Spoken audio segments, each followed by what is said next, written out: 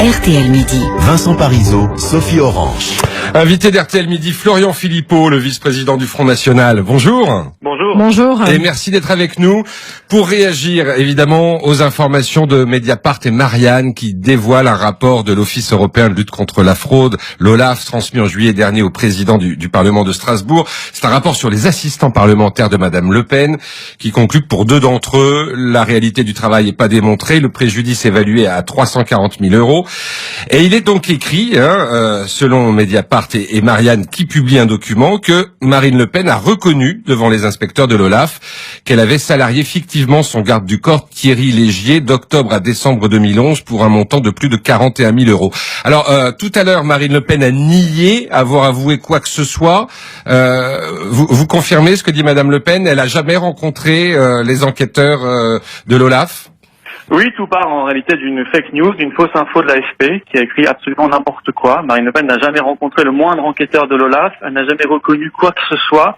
Et le sujet qu'évoquait Mediapart et Marianne est totalement faux, puisqu'ils évoquent des salaires versés soi-disant à son assistant parlementaire, alors qu'il s'agit d'une régularisation comptable. L'argent n'est jamais allé à l'assistant, il est allé à un tiers payant. Et il s'agissait de régulariser comptablement des salaires qui n'avaient pas été versés au tiers payant par le Parlement européen.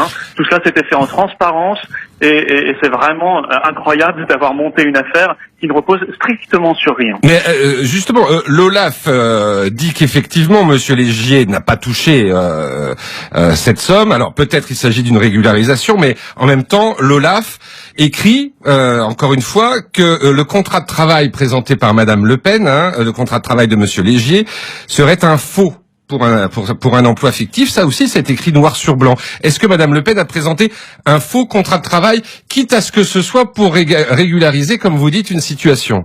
Non, pas du tout. Elle a procédé à la régularisation sur 3 mois d'une somme qui n'avait pas été versée par le Parlement européen au tiers payant. Je suis désolé, c'est un peu technique, mais ça fonctionne comme ça, là-bas. Il y a un tiers payant obligatoire, les salaires sont pas versés directement aux assistants, et le Parlement n'avait pas versé une somme sur plusieurs mois. Donc elle n'a pas présenté de faux contrat de travail. Mais pas du tout. Et évidemment, l'OLAF, vous savez ce que c'est que l'OLAF? Il faut quand même expliquer. Office européen de lutte contre la fraude. Voilà, l'OLAF, c'est le bras armé de la Commission de Bruxelles. C'est un organisme qui ne s'est pas saisi quand Monsieur Schulz, socialiste allemand, ancien président du Parlement européen, a été épinglé pour de très nombreuses irrégularités, puisqu'aujourd'hui il est au cœur d'un scandale dans la presse britannique et la presse allemande. On parle de jets privés à 20 000 € de l'heure, on parle d'assistants fantômes, on parle de restaurants luxueux. Et l'OLAF, parce que ce sont des copains, ne s'est jamais saisi sur le cas de Monsieur Schulz, ce qui prouve que c'est vraiment une affaire politique. Vous savez, l'Union européenne, via l'OLAF, veut notre... Mais vous dites les documents qui sont aujourd'hui présentés par Mediapart ou Marianne émanant de l'OLAF, vous dites que ce sont des faux? Non, nous disons que l'OLAF a ici un raisonnement tout à fait politique et militant. C'est normal, je viens de vous expliquer pourquoi. Ce sont des européistes, nous sommes des souverainistes. L'Union européenne veut notre peau parce que nous voulons la peau de l'Union européenne. Oui, mais l'OLAF dit par exemple, Madame Le Pen a présenté un faux contrat de travail. Mais on se moque éperdument de ce que dit l'OLAF, je veux dire. L'OLAF... Nous, ce qui nous intéresse en revanche, c'est ce que dit Marine Le Pen et notamment l'emploi de son garde du corps, Monsieur Légier. Il est quoi, garde du corps ou assistant parlementaire, Monsieur Légier? Le Parlement européen sait très bien ce qu'il en est, puisque Marine Le Pen avait communiqué avec lui qu'il s'agissait d'une régularisation comptable vis-à-vis du tiers payant. Et bien évidemment, vous savez, nous souhaitons nous rendre le pouvoir au peuple français. On a face à nous... Florian Philippot. Attendez, excusez-moi, laissez-moi finir, très important. On a face à nous une caste d'européistes, dont l'OLAF, dont la Commission de Bruxelles, dont Monsieur Schulz, qui sont, eux, jamais poursuivis pour rien. Je vous signale qu'au Parlement européen, il n'y a que 2 partis politiques qui sont ennuyés. Il y a le Front National et il y a l'UKIP, le mouvement souverainiste britannique. Comme par hasard, c'est extraordinaire, les gentils européistes, les gentils fédéralistes, eux, ils ne sont jamais inquiétés.